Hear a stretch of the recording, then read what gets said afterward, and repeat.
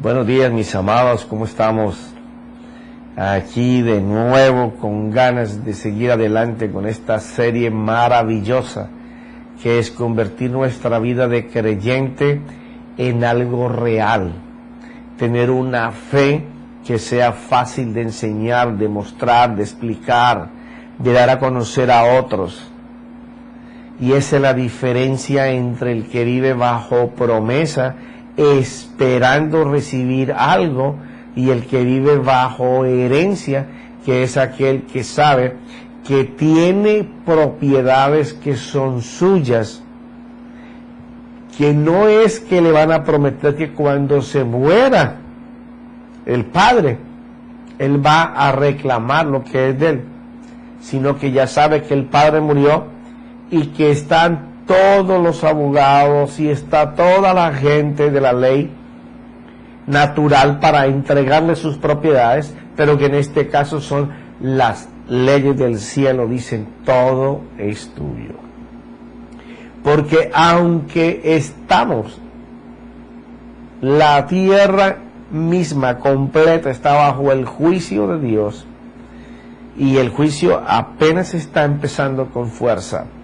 Todos aquellos que se consideraban muy seguros en sus economías, en sus sociedades, en sus culturas, van a ver cómo van a venir a menos, porque desecharon al Señor de sus corazones, de su vida, de sus naciones, de sus casas. Pero también será el tiempo glorioso de la iglesia, donde todos aquellos que no tengan salida y no vean cómo escapar del momento en que se está viviendo, van a desear encontrar una solución. Y cuando se empiece a generar la voz por el mundo entero de que los hijos de Dios no les toca lo que a ellos les va a tocar, porque no es que estemos maldiciendo la tierra misma se maldijo cuando ella desechó a su creador y a su Dios. Y ahora, para que todavía haya misericordia, el enemigo de sus almas los va a estrechar al máximo. Y entonces el juicio estará en la tierra y la gente comprenderá la necesidad de voltear a mirar a su Dios. Y el testimonio lo va a dar la iglesia. Porque aunque a tu alrededor se maneje necesidad, aflicción y enfermedad, la iglesia se va a levantar en lo que el mundo ha esperado y ahora con más ansias, ver la gloria, la maravilla y la sobrenaturalidad de los hijos de Dios. Y eso no quiere decir que todos los hijos van a entrar en una dimensión de ser millonarios, multimillonarios, megamillonarios. No. La Biblia no te garantiza que te va a hacer millonario. Te va a hacer millonario aquella manera millonaria de pensar. Es millonario aquel que piensa y obra millonariamente y que no cesa su mano para trabajar buscando y alcanzando apasionadamente lo que él cree y sabe que puede lograr. Porque no te voy a compartir de un evangelio en que te vas a hacer millonario, millonario, millonario. No, no todos van a ser millonarios, pero hay una cosa sí que está garantizada, que si tú eres hijo y si tú eres obediente a la palabra, al principio de Dios, te deleitas, te satisfaces en él, tu nevera siempre estará llena, tu carro siempre tendrá gasolina, y si vives en un país donde no tengas transporte tuyo, siempre tendrás con qué pagar tu transporte, siempre tendrás trabajo, y cuando el trabajo te sea esquivo es porque Dios te está buscando uno mejor. Hay alguien que está saliendo de algún lugar porque tú necesitas ese puesto. Botarán a muchos en tu empresa, pero a ti te mejorarán de trabajo. Porque aquellos que estaban arriba no están produciendo y generando, ni tienen la pulcritud, ni ética ni moral para trabajar, y en ti está siendo visto. Y tú vas a ser, en tiempo de crisis, vas a mejorar. Tendrás siempre para pagar la cuota de tu casa. Tendrás siempre para que tus hijos estudien y se vistan. Porque ese Dios ha dicho que Él no ha visto nadie de su simiente que mendigue el pan. Porque le hemos creído a un Dios que no solamente es protector, que solamente es proveedor, sino que es nuestro pastor, es nuestro Padre, es nuestro sostenedor, nuestro libertador. Pero es importante que tú como iglesia entiendas que aquel templo que fue hecho de manos era un simbolismo, una sombra, uno parecido al que Dios tenía en el cielo, y que Él se encargó de todos los detalles y los plasmó como lo quería que se lo hiciera, para que el hombre no interviniera en nada. Pero que ese simbolismo también aquí en la tierra significa la tripartitura del hombre cuando viene al Señor y lo entiende. Esas tres partes en que estaba dividido el templo, el atrio, el lugar santo y el lugar santísimo, esos somos nosotros. Y ya hemos hablado en los capítulos anteriores sobre esto, así que voy a ir de fondo. Cuando Jesús muere en la cruz, que se rompe el velo dividía el lugar santo del lugar santísimo. Quiere decir que quedó comunicado el lugar santo y el lugar santísimo, ahora son un solo salón. Pero si tú en el lugar santo no haces lo mismo que los sacerdotes oficiaban cuando el templo hecho por la mano del hombre, según la dirección de Dios, estaba en la tierra, no vas a obtener lo que Jesús ganó para ti. Ya que el atrio es donde está la crucifixión y el ofrecimiento a Dios del sacrificio que Él aceptó de una vez y para siempre, para que siendo Él también la puerta, tú puedas entrar no teniendo que sacrificar por tus pecados, porque Él lo hizo. Y su sacrificio se muestra ahí en aquel lugar en donde se lavaban las manos y los pies para poder entrar a oficiar en el lugar santo después de haber hecho el sacrificio. Jesús ha hecho por ti la puerta, el sacrificio y el lugar de lavamiento. Para que tú puedas entrar al lugar santo, en donde estaba la mesa de la presencia, con el alimento que el sacerdote debía de tomar, eran 12 panes que simbolizaba cada uno una tribu, y las tribus el pueblo de Dios. Pero una vez que Él nos llama a nosotros el templo de Dios, tú tienes que entender lo que tú eres. Porque así como vimos en capítulos anteriores, que ese pan sin levadura, sin contaminación, sin tradición, sin doctrinas raras, sin costumbres, sin hábitos, sin con que así me lo enseñó mi papá, mi abuelo, mi tatarabuelo, el pastor de mi pastor, pastor del pastor que oye mi pastor. No tradiciones, sino dándote cuenta que este es el pan que bajó del cielo, que es el Señor Jesucristo, que se hizo carne. Quiere decir que si el verbo de Dios se hizo carne, cuanto más en nosotros el verbo no se tiene que hacer carne. Y cuando hablamos de que el verbo se tiene que hacer carne, es que se encarne en nosotros. Ahora, hablamos también de lo que representa la carne, porque yo por muchos años inclusive me enseñaron que la carne era esta física, y ya lo hemos enseñado en otras series anteriores y no quiero tomar mucho tiempo en eso, pero la carne no es esta.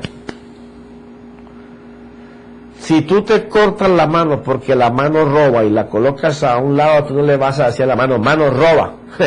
Ella separada de ti no puede hacer nada. El que roba eres tú. Porque si te cortan la derecha, aprendes a robar con la izquierda. ¿Me estás comprendiendo esa parte, verdad? Ok. La carne son los sentidos del hombre que mueven los sentimientos y las emociones y lo llevan a anidar en su mente pensamientos buenos o malos.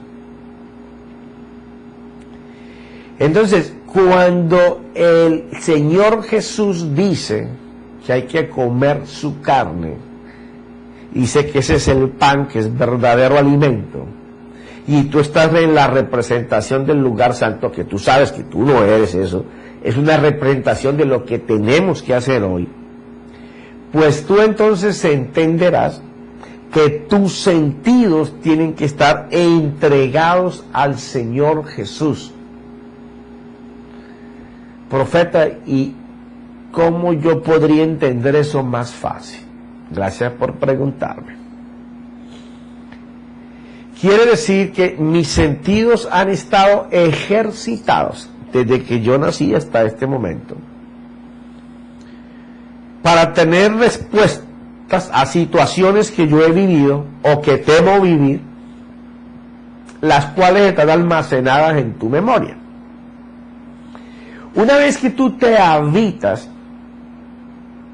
a responder y a hacer de acuerdo a lo que tú tienes codificado en tu memoria, como para hacer o como para no hacer, o sea, para avanzar o para defenderte, entonces se convierte en un hábito, en una costumbre, que es el reclamo del apóstol Pablo en la transformación de la mente, en dejar de vivir como el hombre viejo vivió, sino vivir conforme el nuevo hombre.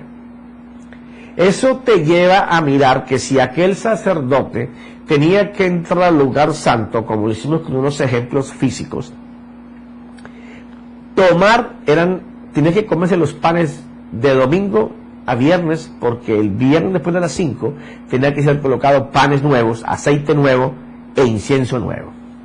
Y ya hablamos de lo que cada uno de ellos significa. Pero en nosotros, que nosotros somos el templo de Dios, eso significa, ese simbolismo presenta la siguiente imagen, figura real, que Él sigue siendo el verbo, que tenemos que seguir comiendo su carne, que esa fue la parte que no pudieron entender los religiosos, los que supuestamente maestros rabinos de aquel tiempo debían de enseñarle a las personas. Todavía hoy entendemos y pensamos que tú y yo podemos luchar con el pecado.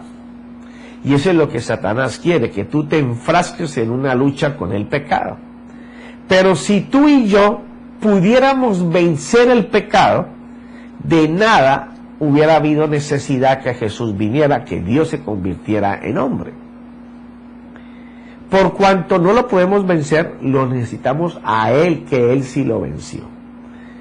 ¿Y cómo logro vencer mi pecado, mi debilidad, mi fortaleza, lo que me hace y me permite que yo toda hora esté atrasado?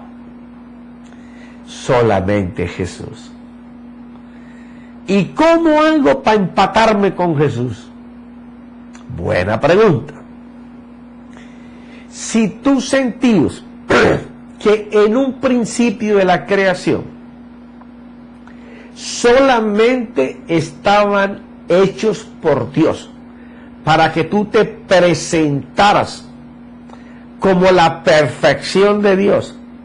Por eso es que los ateos, los de la nueva era, y la gente que está entrando en la doctrina de que nosotros somos dioses, que el problema fue de Dios, que nos hizo imperfectos, y que nosotros a través de nuestra inteligencia, capacidad, destreza, mentalidad, vamos a empezar a arreglar lo que a ellos le quedó malo. Pues si estás comenzando a confiar, a pensar, a oír, a escuchar de esa manera, pues a ti Jesucristo no te va a servir. Porque para poder que la carne de Él haga en ti trabajo, se necesita que tú te declares en insuficiencia. Insuficiencia quiere decir que todo el hombre viejo que hay dentro de mí, el cual Él dice que nos despojemos de él, quiere decir que si habla que nos despojemos es que nos tiene atrapados, que hay que luchar, pelear con él para sacarlo. Pero, profeta, usted está diciendo que no hay que pelear con el pecado. No, tú no tienes que pelear con el pecado. ¿Quién te dijo a ti eso? Eso lo hizo Jesucristo. Tú lo que tienes que pelear es contigo mismo, a disciplinarte, a obedecer lo que Dios dice, porque obedeciendo lo que Dios dijo que era una promesa, vas a atrapar tu herencia. A ver, te lo barajo más despacio. Cuando tu oír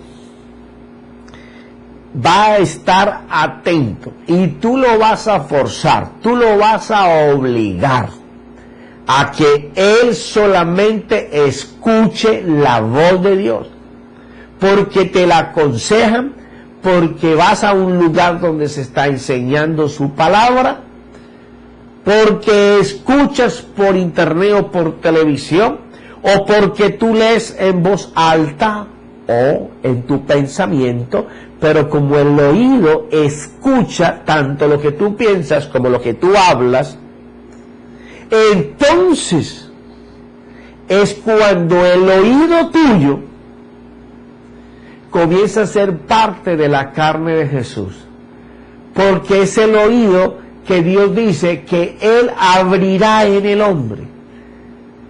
Él hará subir a tu oído y a tu vista cosas que no has oído ni has visto nunca.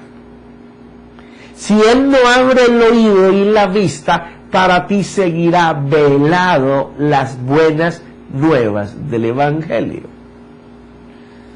El tiempo es maravilloso para la iglesia. Escasez y necesidad y aflicción a montones tendrán los que no puedan vivir el Evangelio.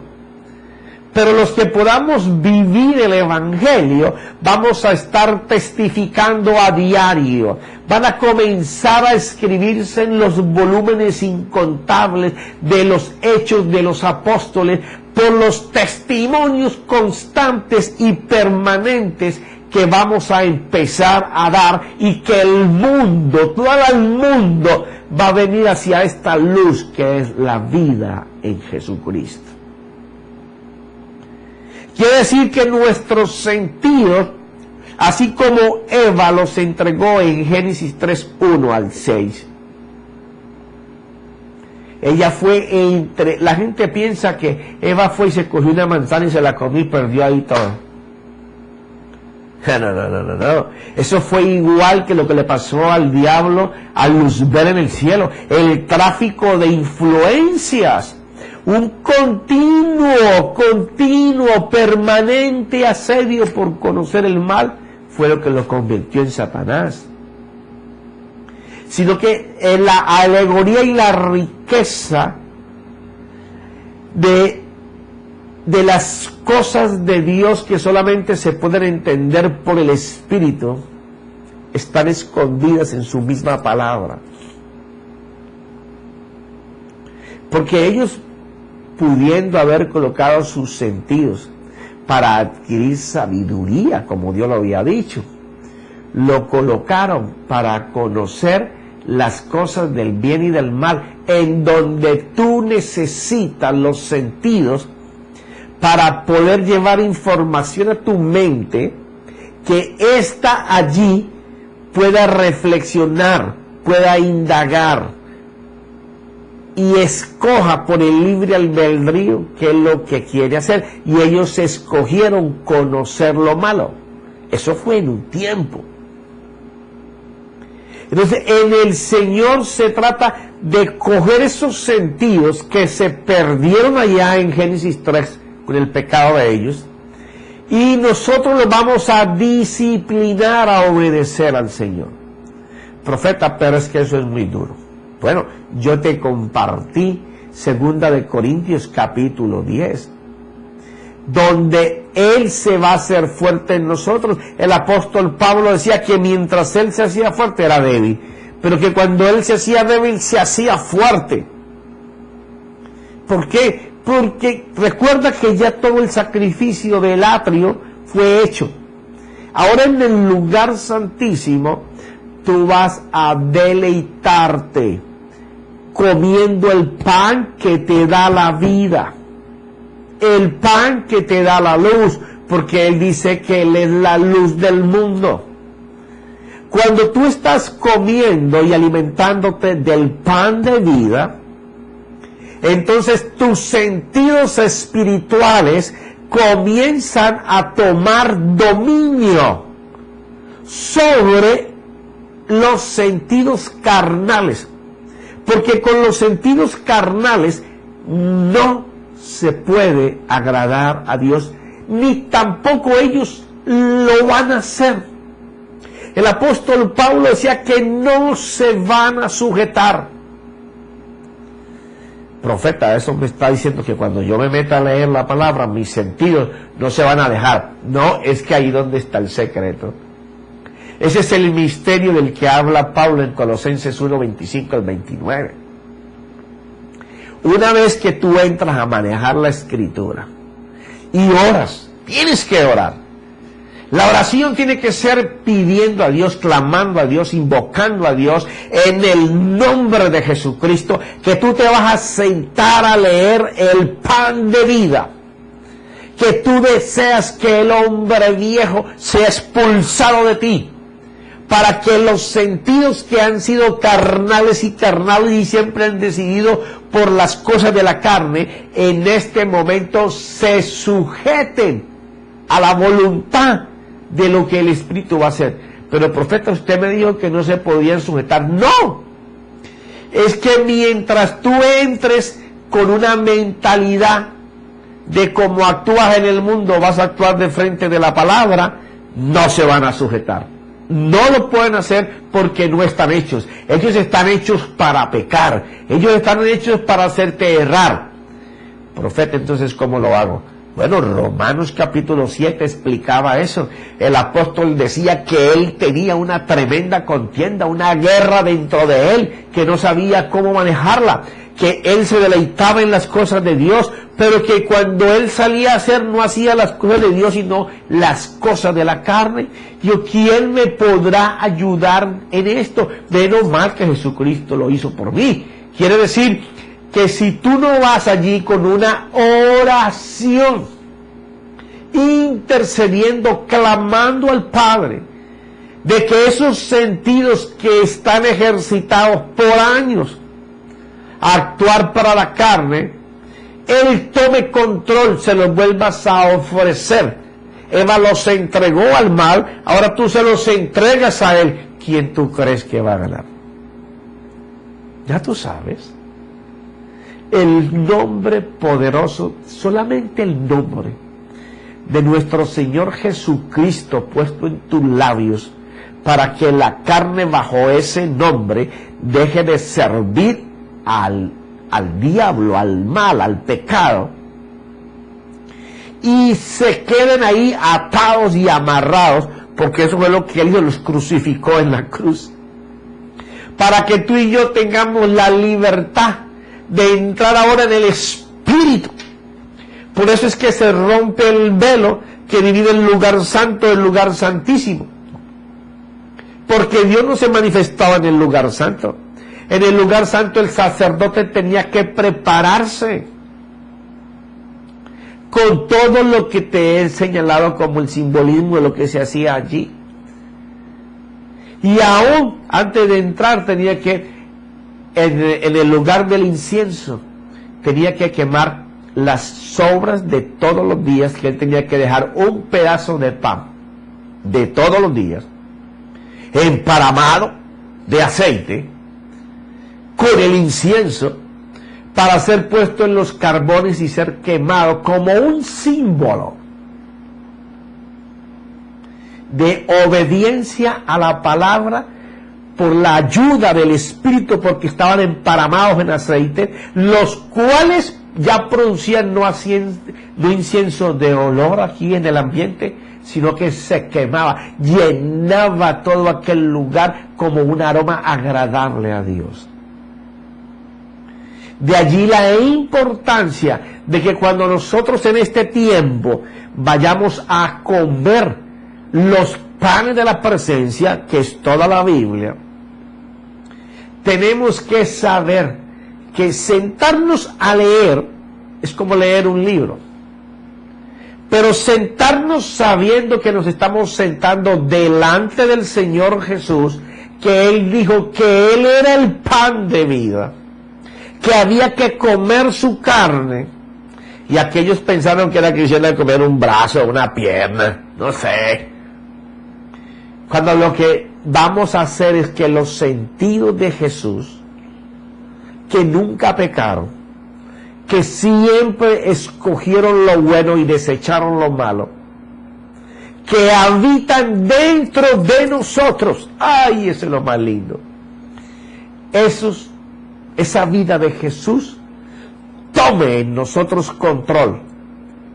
Y entonces Jesús, el Espíritu, y tú con toda la atención puesta en lo que Él y el Espíritu te van a enseñar, se van a convertir en la carne que tú tienes que comer. Y al estar tú en acción, cogiendo la palabra, ya no leer por leer, tienes que darte el tiempo para meditar y reflexionar. ¿De qué te sirve leerte una página entera si no la entiendes? O si apenas tus ojos se detuvieron en una línea que te llevó a un sobresalto. No, permítele a Dios que si Él dijo que su palabra era viva, que ella estaba hecha para crear vida, que ella estaba hecha para resucitar lo muerto, que ella estaba hecha para cambiar las cosas, para construir, para edificar, para derrumbar lo malo. Dale la oportunidad al constructor del lugar santo y el lugar santísimo de que Él pueda unirse contigo y ser lo que Jesús logró. Porque Jesús, cuando murió en la cruz, se rompió el velo para que la comunicación entre el alma y el espíritu sea amalgamada, ya sea un solo salón, sea una sola cosa. ¿Por qué nosotros fallamos cuando venimos a la Escritura? Porque todavía dentro de nosotros está el velo que divide el alma del espíritu.